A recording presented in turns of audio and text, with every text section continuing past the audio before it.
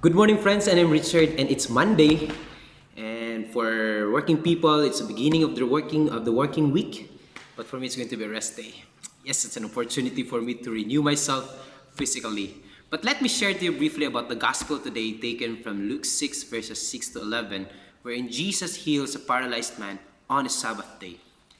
And there are a lot of things to learn from here, but I'd like to highlight the following passages. It says, the scribes and the Pharisees watched him closely to see if he would cure on the Sabbath so that they might discover a reason to accuse him.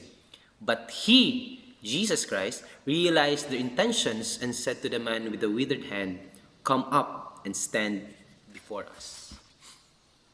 We see here two different intentions. Though the envious Pharisees and scribes who just look intentionally to find reason to accuse Jesus Christ, and we have here Jesus Christ who just come and knows the intentions without them telling.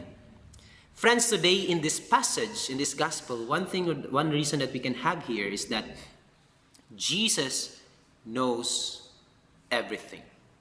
He knows what's on our mind and our hearts, and He knows our intentions, our motivations in why we do things, why we say things. He sees everything inside us, and there's nothing that we can hide from the Lord. But despite that He knows everything, including the goodness, the pureness of our hearts as we serve the Lord, as we follow Him, as we have that passionate and loving care towards other people, He sees also those impurities inside us, those hidden, not so good and even bad intentions that we have in our hearts and in our minds. And even the things that we still about to think about, to feel about, and even to do about.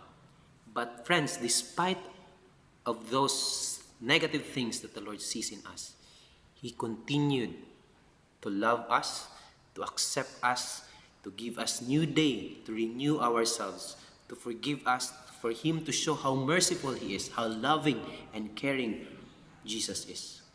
And there's nothing that we can hide. And in that case, it's a reason for us to continue to celebrate such life, to continue to live it out the best way we can in order for us to make us worthy in these things that we have received from the Lord. So friends, He knows our intentions. And in that case, let's pray for deliverance from it. Let's ask the Lord to purify all those negativities inside, even those envy that we have. If we are envious towards other people, let's offer it to the Lord. He's always there to listen to you. And He's always there ready to continue to purify us, to change us. May the Lord continue to bless you, continue to make use of you for God's greater glory. God bless you.